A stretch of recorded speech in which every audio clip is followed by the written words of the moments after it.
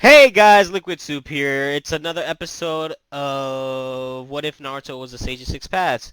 And up to right now, where I left off was when they enter the academy to gain new social experience from the academy, to meet new people and everything. And I'll continue from there. So let's start this shit. Alrighty. So once they make it to the Cloud Academy, they proceed by dominating the class, but they do it to a certain extent where they don't want to graduate immediately because they still want to befriend some people that are in the village. So by doing this, they make new friends with some of the characters like Samui and what's the red hair girl's name?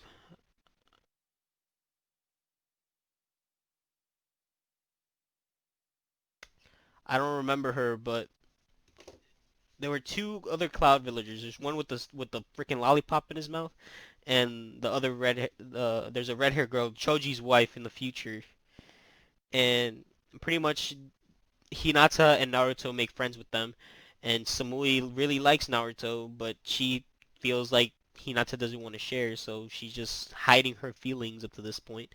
But Hinata sees this, and she understands what it is now. So once she sees this, she's like she's gonna talk to Samui later, and they're gonna talk about it.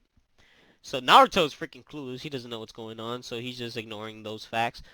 But during this, there was getting to know each other more. There were battles inside the class. Naruto was more ninjutsu based. He wasn't that good with taijutsu. Not as good as Hinata is. But since they both know lightning armor, they're pretty much evenly set out. But from there, we just do a time skip till graduation, and once we hit graduation, it's just gonna be Naruto, Hinata, Samui, and the other two. And the way it's gonna be selected is Hinata and Naruto are gonna be in a separate squad entirely, and Samui and the other two are gonna be with her. But Hinata and Naruto will also join their team to go on missions if it's a high ranked mission. And during this time, this is where I'm gonna make Naruto unlock his Rinnegan. And during this time, they go to the waterfall village. And once they go to the waterfall village, they realize that there was an attack going on by the stone. And when they realized this, they decided that they would like to have more allies. So they made the decision to protect the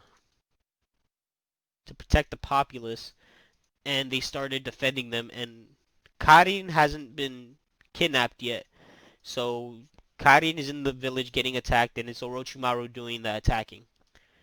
And once Orochimaru is attacking, looking for Karin for her healing purposes, Naruto and Hinata run in, defending defending the people from the stone and Orochimaru.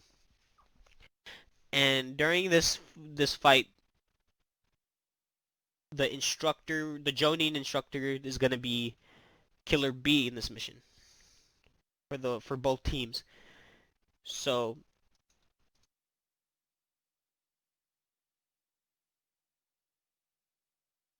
once they make the decision to defend, Killer B puts the initiative more on Orochimaru to attack him because he's the biggest threat. So once he does that, they're pretty much close to a draw because Killer B had to go full Eight Tails mode to defeat him. And Naruto, Hinata Samui, the other two,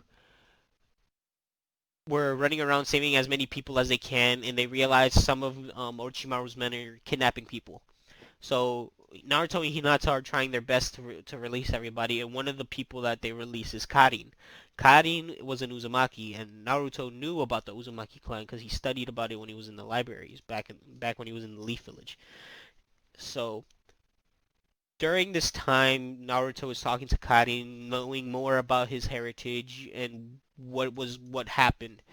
And when Karin finds out that they're a part of the Cloud, she feels a little bit hesitant to going with Naruto because the Cloud was also one of the people that destroyed the village, her Uzumaki clan, and but she confided with Naruto and Hinata because they befriended her, and she trusts them, so they made the decision to tell A and B, well B, that we're taking her with us, and that's how I would say Karin goes to the Cloud. So once Karin meets everybody else, she felt more comfortable because they didn't look threatening, even though they massacred her entire fucking clan. But we're not gonna talk about that. And oh, I just remembered you can't. Oh, yeah, that's bad. Uh, so during their way back, Naruto is talking to Samoy and Karin more, and Naruto runs forward to Killer Bee, and Hinata notices that he likes talking to Karin, and so Hinata makes the initiative to talk to each girl, saying, "Do you both like Naruto?" Karin doesn't really know if she likes Naruto yet, so she doesn't confirm her feelings, but she said, "I will tell you later if maybe or maybe so."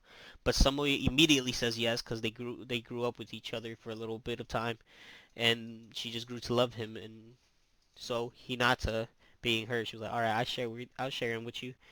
And then Hinata decided that she should tell him when she's ready, and she agreed with that. And Naruto, they're about 20 minutes away from the walls of the Cloud.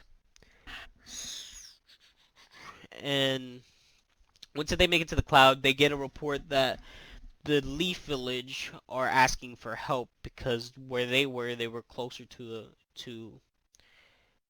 a certain area, which will be. I think I'm gonna go back on the 10 minutes away from the wall. I'm gonna say they're about 10 days away from the wall, and they were closer to Land of Waves, and they got a call from the Leaf Village, a messenger hawk, stating that they needed some support, and since the Cloud and the Leaf were they wanting they're them both are wanting to have a treaty of peace, so because of Naruto, and in and A sends a hawk to Killer B, stating that he wants them to go to to the wave and support the Ganning squad that they have there. So once B got that hawk, they said we're heading to the land of waves to support a Ganning squad. So they're heading their way over there, and during that time they were um what's his name? This is after the fight of Zabuza and Haku. So once Naruto and the group set camp for the night, they're about, let's say, a day's walk from the Land of Waves. And once they go there, they meet the gang from the wave, and the warehouses that they have so much treasures and stuff like that. And they meet up with Gato, and the Gato gang pretty much tries to jump them, and during this situation they they defeat most of Gato's men, but they were near warehouses where some of them ran away, and Gato was in there. So Naruto and Hinata, B tells them to move forward because they know that he knows that they're capable of taking care of themselves. So I don't even have a choice.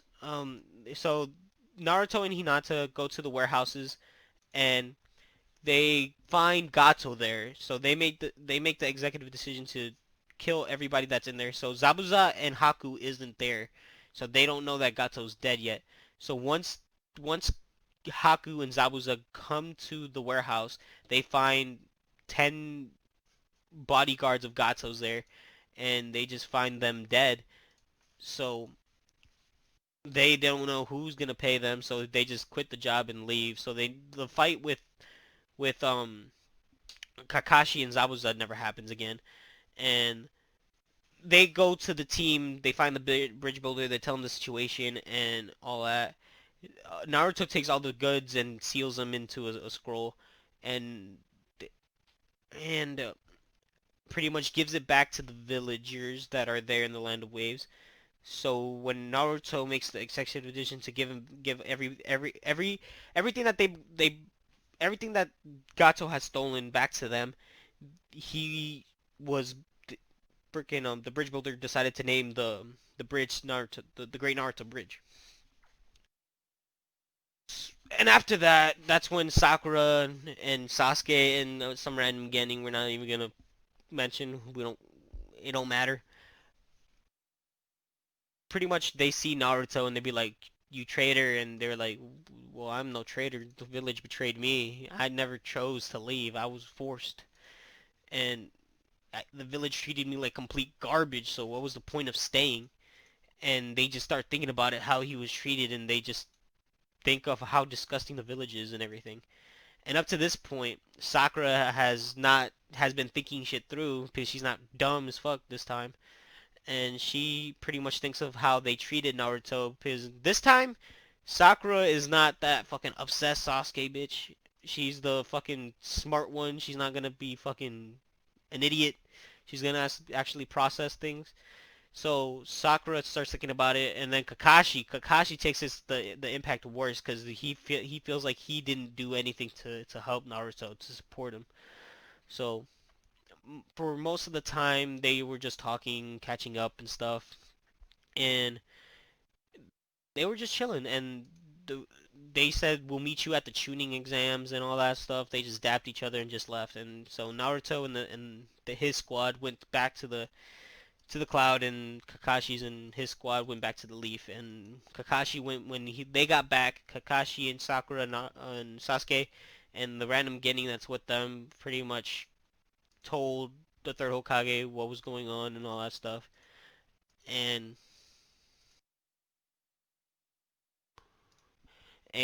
pretty much it was just stating he's doing well. He looks like he's getting stronger, all that stuff.